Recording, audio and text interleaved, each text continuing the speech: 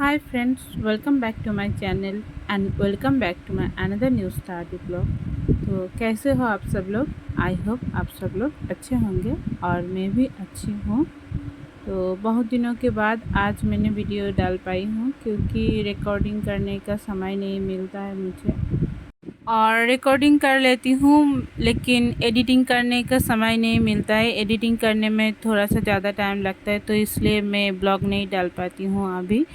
तो अभी मैंने देखा कि IBPS PO की एक लाइव मॉक चल रही है टेक्स्ट बुक पे, तो मैंने सोचा मॉक को अटेम्प्ट कर लेती हूँ और साथ साथ रिकॉर्डिंग भी कर लेती हूँ। तो इसलिए मैंने आज ये वाला लाइव मॉक टेस्ट रिकॉर्डिंग कर ली। और तो चलिए लाइव मॉक को अटेम्प्ट करती हूँ। तो लाइव मॉक को खोलने के बाद पहले इंग्लिश आया, फिर क्वांट आई, फिर रीजनिंग आई।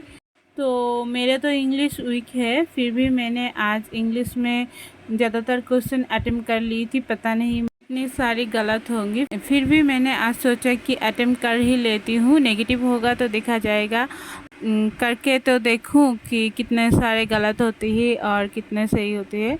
तो मैंने आज 27 क्वेश्चन अटेम्प्ट कर ली थी।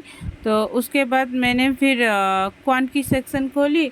दो चार मिनट हुई, दो चार क्वेश्चन मैंने अटेम्प्ट कर पाई और बिजली चली गई थी, तो उसमें मेरे 7-8 मिनट लॉस हो गई। तो उसके बाद आने के बाद जितने भी समय थे उसमें मैंने क्वांट अटेम्प्ट करी थी।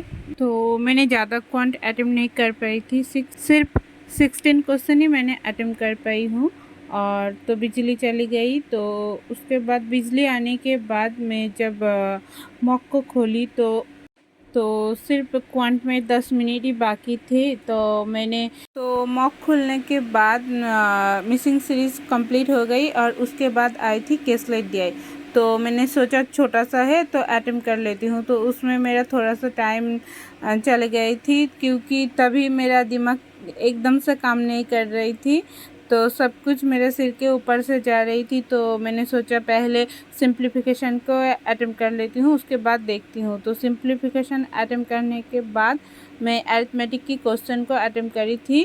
तो ज़्यादा क्वेश्चन मैंने तो अटेम्प्ट नहीं कर पाई थी, 16 क्वेश्चन ही मैंने अटेम्प्ट करी थी।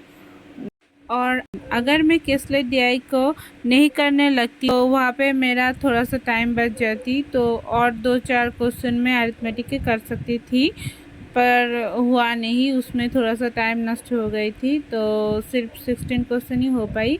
तो उसके बाद रीजनिंग का सेक्शन खोली थी। तो रीजनिंग में मैंने अटेम्प्ट करने लगी और उसमें मैंने 25 क्वेश्चन अटेम्प्ट करी। और एक क्वेश्चन था वर्ड मेकिंग का, तो मैंने सोचा हो जाएंगे क्योंकि मेरा ज़्यादातर वर्ड मेकिंग क्वेश्चन हो जाती है।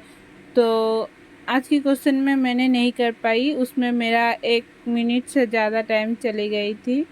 तो अगर मैं उसमें टाइम नहीं वेस्ट करती तो शायद और क्वेश्चन कर पाती मैं।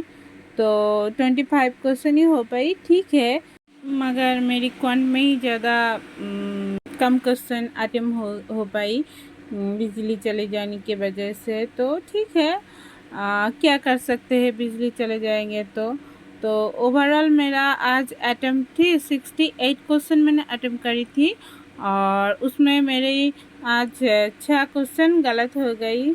और जो सारे क्वेश्चन गलत हुई है तो मुझे तो लगती है कि इंग्लिश में ही गलत हुई है, और हो भी सकते हैं क्वांट और रीजनिंग में 1-2।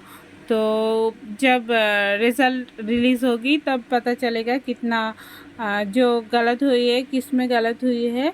तो मॉक्स में मेरे मार्क्स आई है 60.50 और मैंने अटेम्प्ट करी थी